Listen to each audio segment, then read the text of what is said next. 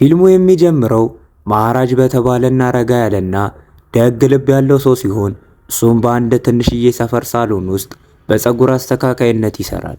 ከሚወደው ሚስቱና ከወጣት ልጁ ጆቲ ጋርም ቀላል ህይወትን ይመራል። ሆኖም ግን ደጋግሞ በተደጋጋሚ ፍቃድ የመውሰድ ልማዱ ብዙ ጊዜ አለቃውን ያበሳጨዋል። አንድ ቀን ደንበኛን እያስተካከለ ሳለ ማሃራጅ ድንገት አንድ ነገር ያስታውስና አለቃውን አጭር ፍቃድ ይጠይቃል። አለቃውም ተበሳጭቶ ይቆጣል። ነገር ግን በመጨረሻ ሳይወድ በግድ ይስማማል። ማሃራጅ ለጆቲ ልዩ ነገር ለመግዛት ከቤቱ ፊት ለፊት ወዳለው የአሻንጉሊት ሱቅ ይሄዳል።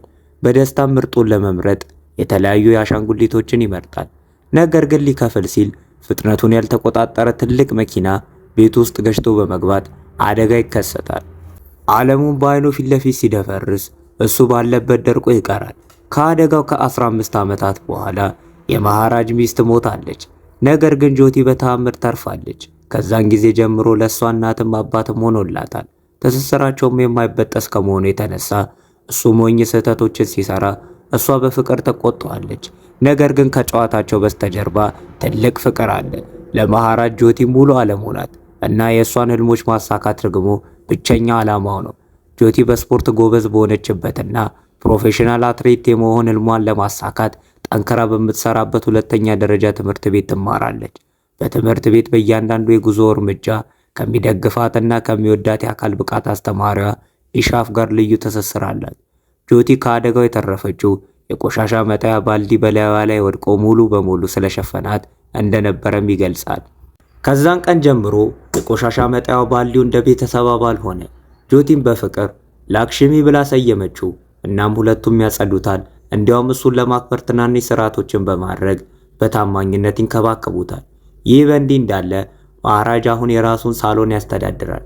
አንድ ቀን በአንድ ዝግጅት ላይ የደንበኞችን መጠጥ ቀላቅላለች ተብላ መከሰሷን ሰምቶ ወደ ጆቲ ትምህርት ቤት ይሮጣል።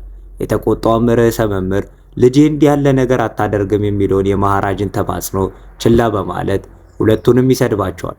አልፎም ተርፎ በእሷ ላይ የህግ እርምጃ ለመውሰድ ያስፈራራል።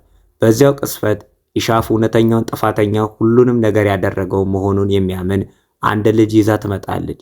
እውነቱም ሲታወቅ ማሃራጅ ርዕሰ መምህሩ ልጁን ስለሰደበ ይቅርታ እንዲጠይቅ ይጠብቃል። ነገር ግን ርዕሰ መምህሩ በግልጽ እምቢ ይላል። በድንገተኛ የባህሪው ለውጥ ማሃራጅ ረብሻን ይፈጥራል። እናም ርዕሰ መምህሩም ይቅርታ እንዲጠይቅ በቁጣ ይወተውተዋል። በክፍል ውስጥ ያሉ ሁሉም ሊያረጋጉት ቢሞክሩም እሱ ግን ከቁጥጥር ውጪ ይሆናል። በግርግሩ ውስጥም የብረት ዘንግ ሊያጠፍ ሲል ሁሉም በተደበቀ ጥንካሬውና ኃይሉ ይደነግጣሉ። ጆቲም አባቷ ለሷ በሚሆንበት ጊዜ በጭራሽ ወደ ኋላ እንደማይመለስ በማስጠንቀቅ ርዕሰ መምህሩ ይቅርታ እንዲጠይቅ በትህትና ተጠይቋለች። ፈርቶም የነበረው ርዕሰ መምህር በመጨረሻ ይቅርታ ይጠይቃል። ያ ደግሞ ማሃራጅን ያረጋጋዋል። ክብራቸውንም እንደጠበቁ ወደ ቤት ይመለሳሉ። ቀናት በሰላም ያልፋሉ። ጆቲም ለአንድ ሳምንት ለሚቆይ የትምህርት ቤት ጉዞ ስትዘጋጅ አባቷ የቤት ውስጥ ስራዎችን እንዲያስተዳድርና እሷ በሌለችበት ጊዜ ላክሽሚን በጥሩ ሁኔታ እንዲንከባከብ ታሳስባለች። ስራውን ጨርሶ ማሃራጅ በዚያን ቀን ዘግይቶ ወደ ቤት ይመለሳል። ከጥቂት ጊዜ በኋላ መሬት ላይ በደም ተሸፍኖ ራሱን ስቶ ወድቆ እናየዋለን። የቤቱ ሁኔታም በጣም አስከፊ የሆነ ነገርም እንደተፈጠረ ግልጽ ያደርግልናል። በማግስቱ ጠዋት ትዕይንቱ በአንድ የመኪና ሰርቪስ ማዕከል ውስጥ ይሆናል። እዛም የአካባቢው ዱርዬ ማቲው በንዴት ገብቶ መኪናው ሰርቪስ ላይ ያለ መነጽሬን ሰርቀሃል፣ እንዲሁም መኪናዬን ተጠቅማል በሚል መካኒኩን ይቆጣዋል። መካኒኩም ስለ ጉዳዩ ምንም እንደማያውቅ ይናገራል። በዚያው ቅጽበት በእውነቱ የዱርዬውን መኪና ላይ የሰራው መካኒክ እንደሆነ ይገባል እና ወዲያውኑ የማቲውን ንዴት ኢላማም ይሆናል። ክፉኛም ይደበድበዋል። ማቲው እስከ ምሽቱ ድረስ መነጽሩ ካልተመለሰ እንደሚገለውም ያስፈራረዋል። ዶናም በደረሰበት ውርደት ተናዶ በዛው ምሽት ማቲው ከጓደኞቹ ጋር መጠጥ እየጠጣ ወዳለበት መጠጥ ቤት ይገባል። መነጽሩንም ከመመለስ ይልቅ ማቲው ፊት ለፊት ለሁለት ይሰብረዋል። በድንገተኛው ቁጣ ዶና ማቲውንና ሰዎችን ያጠቃቸዋል። ተመልካቾችንም ባልተጠበቀና በጭካኔ የተሞላ ጥንካሬ ያስደነግጣል። ማቲው በቁስል ተሞልቶ መሬት ላይ እስኪወድቅ ድረስ ያለምንም ምሕረት ይደበድባቸዋል። በማግስቱ ጠዋት ማሃራጅ ቅሬታ ለማቅረብ ወደ ፖሊስ ጣቢያ ይሄዳል። 3 ሌቦች ትላንት ምሽት ቤቱ ሰብሮ መግባታቸውን፣ ልብስን በሚቀይርበት ጊዜ ጥቃት እንደሰነዘሩበትና ላክሽሚ እንደሰረቁበት በዝርዝር ያስረዳል። ፖሊሶቹም ላክሽሚ ሰው መስሏቸው ግራ ይጋባሉ። ማሃራጅም ላክሽሚ በእውነቱ የቆሻሻ መጣያ ባልዲ መሆኗን ሲገልጽ ግራ መጋባታቸው ወደ ቁጣ ተቀይሮ ስለጠፋ ባልዲ ሪፖርት በማድረጉ ማሃራጅን መምታት ይጀምራል። ነገር ግን መሃራጅ ወደ ኋላ ለማለት አሻፈረኝ ይላል። ላክሽሚንም ማግኘት እንዳለባቸው ይጠይቃል። በግርግር ውስጥም የፖሊሱ ዩኒፎርም በአጋጣሚ ይቀደድና በጣቢያ ያሉ ሁሉ መሃራጅን ወደ ውጪ ለማውጣት ይሯራጣሉ። በትግሉም ወቅት ከእንጨት የተሰራው ወለል ይሰበራል። ሁሉም ዕቃዎች ተሰባብረው ይወድቃሉ። እናም መላው ጣቢያ ወደ አስከፊ የግርግር ቦታ ይለውጡታል። ትዕይንቱም በቅርቡ በተፈጸመ የወርቅ ዘረፋ ላይ ሌባን ወደሚጠይቅ ከፍተኛ የፖሊስ አዛዥ ይቀየራል። ሌባውም እንዴት እንደዘረፈ በትክክል ያሳያል። ነገር ግን ፖሊሶቹ በንዴት ይደበድቡታል። ነገር ግን ብዙም ሳይቆይ ፖሊሶቹ ራሳቸው በዘረፋ ውስጥ እጃቸው እንዳለበትና ዋና አቀናባሪዎቹ መሆናቸው ታወቀ። አካባቢው ሌቦችንም በመጠቀም ሀብታም ቤቶችን ያዘርፋል። ከገንዘቡም ድርሻ ይሰጣቸዋል። እናም በኋላ ጉዳዩን ለመሸፈን የሐሰት እስር ያዘጋጃል። ብዙም ሳይቆይ ኢንስፔክተር ቫርዳ ጣቢያው ይደርሳል። እናም ግርግሩን ያይና ይደነግጣል። አንድ ጁኒየር መኮንን መሃራጅ የአእምሮ በሽተኛ ነው ይላል። እናም ቫርዳ ችላ እንዲለው ይገፋፈዋል። ነገር ግን ቫርዳ ይዞት ወደ ቢሮ ይገባል። እዛም መሃራጅ ስለ ጆቲ የቆሻሻ መጣያ ባልዲውን ላክሽሚ ብለው እንዴት እንደሰየሙትና ስለ ዘረፋው ዝርዝር ሁኔታ ይተርካል። ደጋግሞ የሚናገረው ታሪክ ፖሊሶቹን ቢያበሳጭም አንድ ቁልፍ ዝርዝር ግን ይጠቅሳል። ከሌቦቹ አንዱ ጀርባው ላይ እንደ ጆሮ ያለ ቁስል ነበረው። መሃራጅ ተርኮ ከጨረሰ በኋላ ኢንስፔክተሩ ባለማመን ይመለከተዋል። አንድ ሰው ስለተሰረቀ ባልዲ ሪፖርት እያደረገ መሆኑን ማመን አይቻልም። በቁጣ መሃራጅን ይጮህበታል። እናም ከጣቢያ እንዲወጣ ያዘዋል። ነገር ግን መሃራጅ ላክሽሚ መገኘት አለባት በማለት ወደ ኋላ ለማለት ሲቃወም ቫርዳና መላው ሰራተኞቹ ባህል ከጣቢያ ያስወጡታል። ሽጉጥም ደቅኖበት ቫርዳ ዳግመኛ እንዳይመለስ ያስጠነቅቀዋል። በዚህ ጊዜ መሃራጅ ዝም ብሎ ይሄዳል። መሃራጅም ከሄደ በኋላ ሁሉም እፎይ ብለው ይተነፈሳሉ። ነገር ግን እሱ ተመልሶ ይመጣና ለኢንስፔክተሩ ገንዘብ ይሰጣል። ተናዶም ኢንስፔክተሩ በጥፊ ይመተዋል። አንድ ኮንስታብል በፍጥነት መሃራጅን ወደ ጎን ወስዶ በቫርዳ ስም ገንዘቡን ይቀበላል። ቫርዳንም በግልጽ ጉቦ እንዳይሰጥ ያስጠነቅቀዋል። እናም አሁን ቫርዳ ላክሽሚን ለመፈለግ እንዲሞክር ያረጋግጥለታል። በሚቀጥለው ትዕይንት ቫርዳና ቡድኑ የመሃራጅን ቤት ይመረምራሉ። ቤቱም የኃይል ዘረፋ ምልክቶች በግልጽ ያሳያል። ነገር ግን ስለ ባልዲው ምንም ፍንጭ አያገኙም። ቫርዳም ስለሱ እንዲረሳና አዲስ እንዲገዛም ይጠቁመዋል። ከዛም መሃራጅ ላክሽሚን ለማግኘት ከፍተኛ መጠን ያለው ገንዘብ በመስጠት የባንክ ደብተሩንም ያሳያል። ይህ ቫርዳን እንዲጠራጠረው ያደርገዋል። እናም ባልዲው ውስጥ ወርቅ ወይም ጠቃሚ ነገር ይኖር ይሆን ብሎ ማሰብ ይጀምራል። የመሃራጅን የጭንቅ ባህሪ በማስተዋል የቫርዳ ረዳት ጉዳዩ ከጠፋ ባልዲ በላይ እንደሆነም ይጠራጠራል። ግፊት ቢደረግበትም መሃራጅ ላክሽሚ የልጁን ሕይወት ያተረፈች ባልዲ ብቻ እንደሆነችም ይናገራል። በትልቅ ሽልማት የተፈተነው ቫርዳ በገንዘቡ ምትክ ባልዲዋን ለመመለስ ቃል በመግባት በማንኛውም ዋጋ ለመፈለግ ይስማማል። ፊልሙ ወደ 15 ዓመት በፊት ይመለሳል። እዛም ሰልቫም የሚባል ሰውና ጓደኛው ሳብሪ ይታወቃሉ። በሰላም እራት እየተመገቡ ነው። ነገር ግን ብዙም ሳይቆይ ወደ ሀብታም ቤቶች ሰብሮ የሚገቡ ጨካኝ አካባቢ ሌቦች መሆናቸው ታወቀ። ቤተሰቦችን ያስራሉ፣ ውድ ዕቃዎችን ይሰርቃሉ። እናም የሳብሪ ፍላጎት ወደ መጥፎ ነገር ሲቀየር የሞራል መስመሮችን ያልፋሉ። ወጣት ሴቶችንም በደል ያደርስባቸዋል። እናም የቆሸሸ ፍላጎትንም ለማርካት ወደ ውስጥ ይጎትታቸዋል። ሰልቫም ውጪ ሆኖ ሌሎች ትናንሽ ዕቃዎችን ይሰበስባል። ምንም እንኳን የሌብነት ዓለም ውስጥ ቢሆንም ሰልቫም ከሳብሪ ጋር የኤሌክትሪክ ሱቅ ያካሂዳል። እናም ኖርማል የቤተሰብ ህይወት ይመራል። ሚስቱንና ወጣት ልጁን በጣም ይወዳል። እያንዳንዱ ዘረፋ የሚፈጽመው ለነሱ ለማቅረብና የልጁን እያንዳንዱ ምኞት ለማሟላት ነው። እንዲያውም የሰረቃቸውን ትናንሽ ዕቃዎች ለእሷ በስጦታ ይሰጣታል።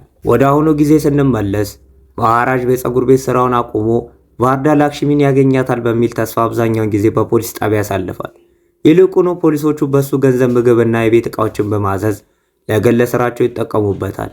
መሃራጅ ያለ ቅሬታ እያንዳንዱ ትዕዛዝ በዝምታ ይታዘዛል። ሻይ ያመጣላቸዋል፣ ተሽከርካሪዎቻቸውን ያጸዳል፣ እናም እንደ አገልጋይ ይላካል።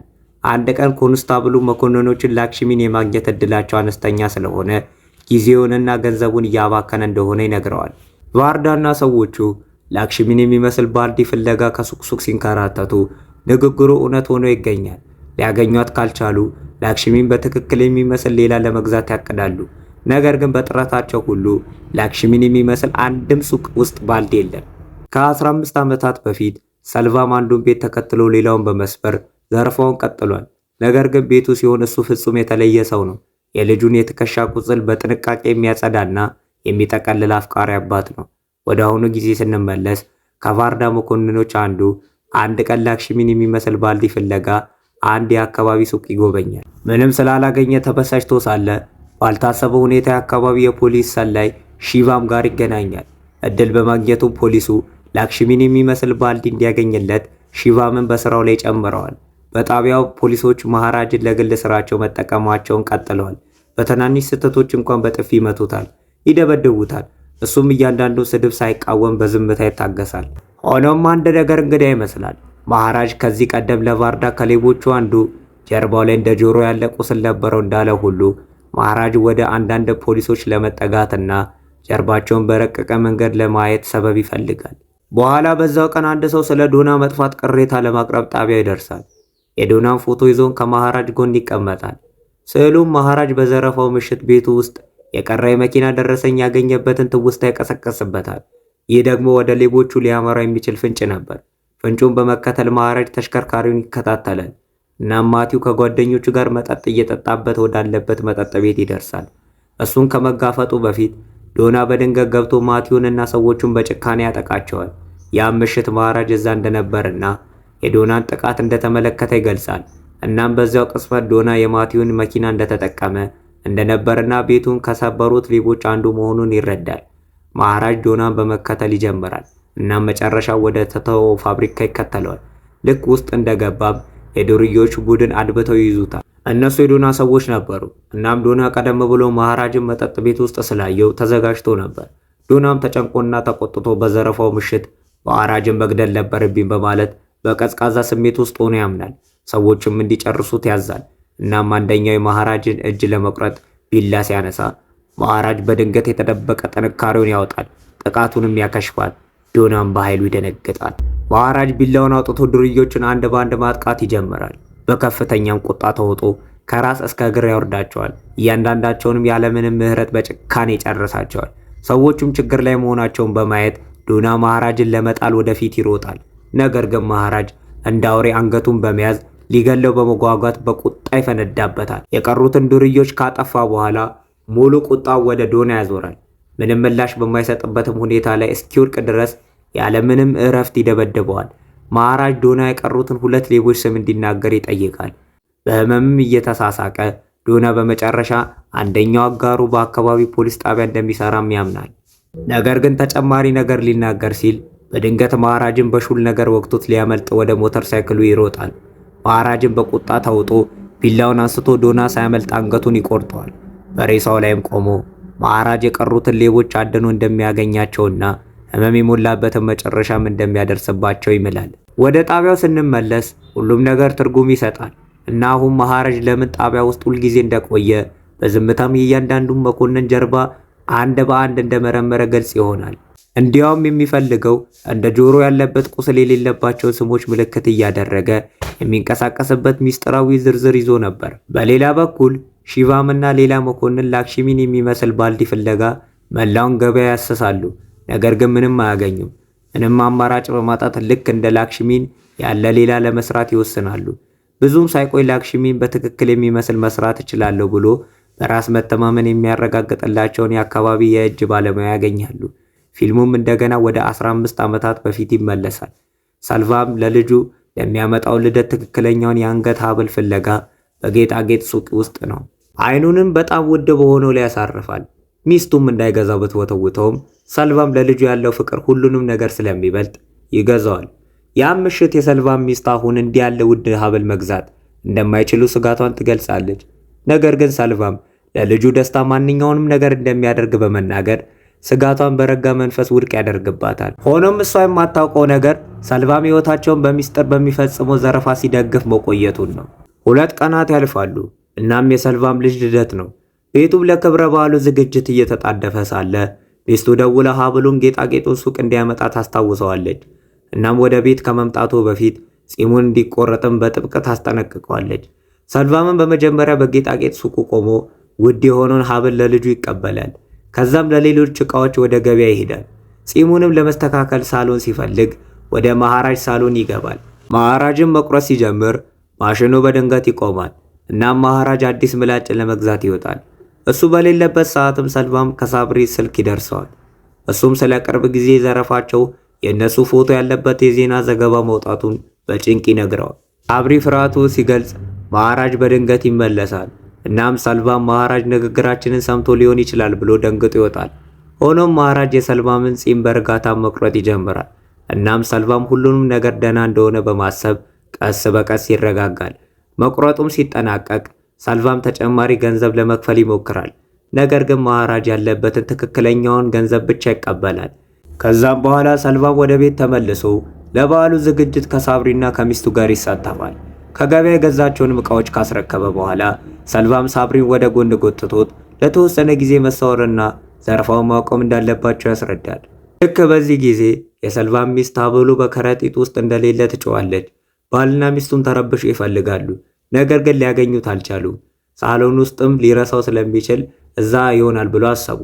ይህ በእንዲህ እንዳለ መሃራጅ ሀብሉን ያይና እሱ ሊመልሰው ይወስናል። ሰልቫምም ሀብሉን ለመፈለግ ከቤት ሲወጣ መሃራጅ ከፖሊስ ኃይል ጋር ወደ እሱ ሲመጣ ያገኘዋል። ሰልቫምም መሃራጅ ፖሊሶችን ሊያስረው እንዳመጣ ይገምታል። በእውነቱ ግን መሃራጅ እዛ ያለውን ሀብል ሊመልስለት ብቻ ነው። እሱ ከመሮጡ በፊት ፖሊሶቹ ሰልቫምን ይዙትና በጭካኔ መምታት ይጀምራሉ። ሁሉም በድንጋጤ ሲመለከቱ ግርግር ይፈጠርና ፖሊሶች የሰልቫምንና የሳብሪን ወንጀሎች ሁሉ ያጋልጣሉ።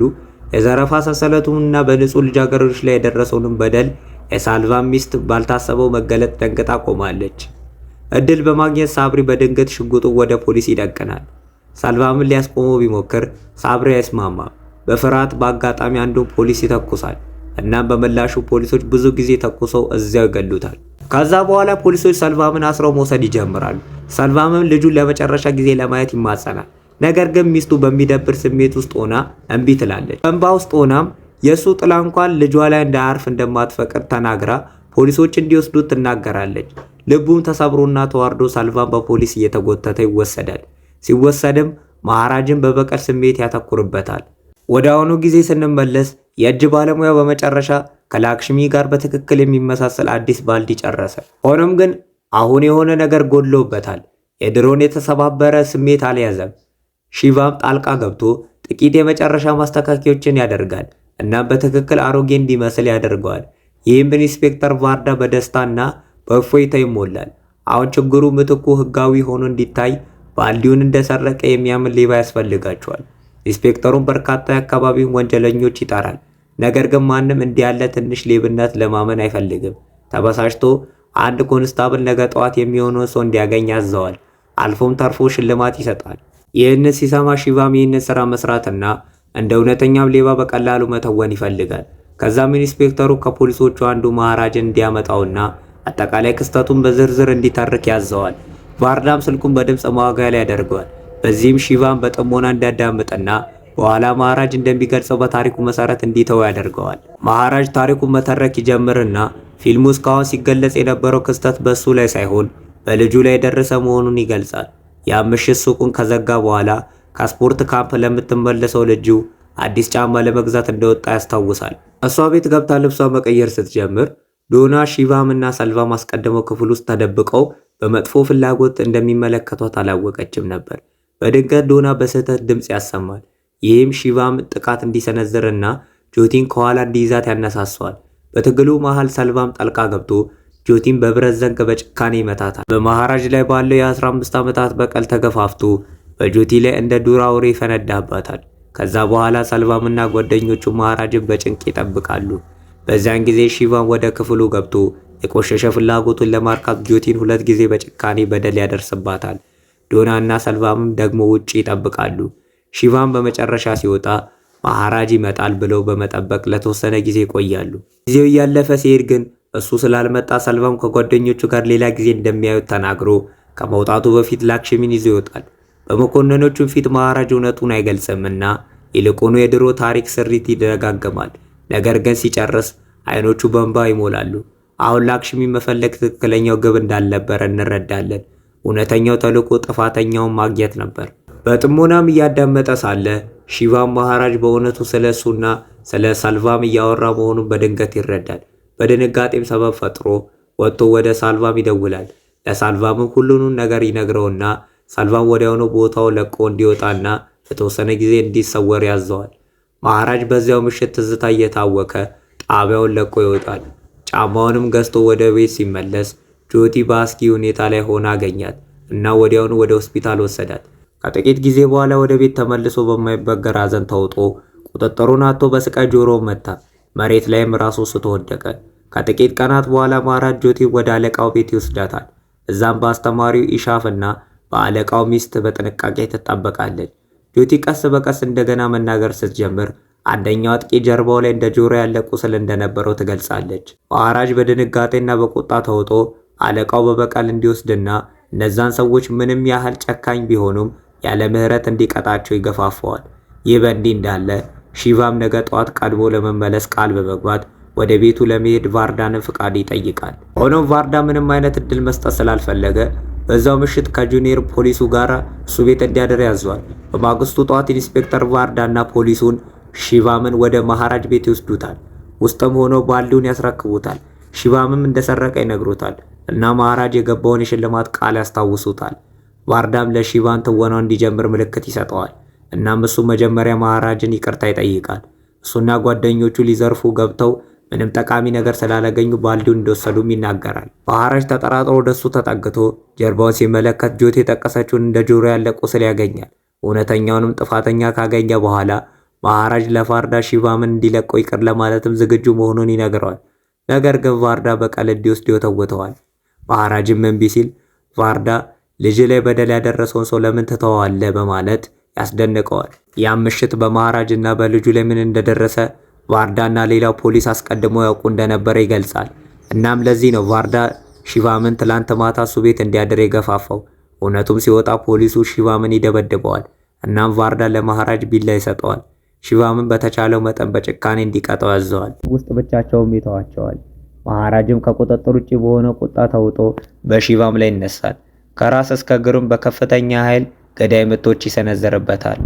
በአይኖች ውስጥ በታየ ኃይለኛ ቁጣ መሃራጅ ሺቫምን ይዞ ያለምንም ምህረት አንገቱን ከሰውነቱ ይቆርጣል። ከዛም በኋላ ሰልቫም እንደ ህንፃ ተቋራጭ ሆኖ ሲሰራ ለቦታው ቁሳቁሶችን ሲገዛ ይታያል። በድንገት ከሰራተኞቹ አንዱ ደውሎ መሃራጅ ወደ ህንፃው ዘልቆ እንደገባ በቦታ ያሉትን ሁሉ በጭካኔ እየደበደበ እንደሆነና እሱንም እንደሚፈልገው ይነግረዋል። ጊዜ ሳያባክን ሰልቫን ወደ ቦታ ይሮጣል። መሃራጅ ሰራተኞቹን ያለምንም ምህረት ሲጨርስም ይመለከታል። ሰልቫንንም ሲያይ መሃራጅ በድንጋጤ ደርቆ ይቀርና ሰልቫን የታሰረበትንም ቀን ወዲያው ያስታውሳል። ሰልቫንም በጭካኔ ጥቃት ይሰነዝርበትና መሃራጅ በድንጋጤ ደርቆ ሰልቫንም ዋና ጥፋተኛ መሆኑ ሲረዳ ጥቃቱን በሐዘን ይታገሳል። በቁጣ ተውጦ መሃራጅ እንደ ኃይለኛ ማዕበል በሰልቫም ላይ ይነሳል። ኃይለኛ ጡንቻዎቹንም ይሰነዝርበታል። በፋካ ራሱን ይመታል። የጎድን አጥንቱንም ይሰብርና በህንፃው ውስጥ ሁሉ ያለምንም እረፍት ይደበድበዋል። በመጨረሻም መሃራጅ ከባድ ድንጋይ አንስቶ በሰልቫም እግር ላይ ይጭንበታል። ይህም ሊቋቋመው የማይችሉት ጩኸት እንዲጮህ ያደርገዋል። ከዛም በኋላ መሃራጅ ለሰልቫም ጥቂት ውሃ ይሰጠውና ከፊቱ በእርጋታ ይቀመጣል። በደከሙ አይኖቹንም እየተመለከተው ሰልቫም በበቀል ስሜት ተገፋፍቶ ያደረገውን ሁሉ ያስባል።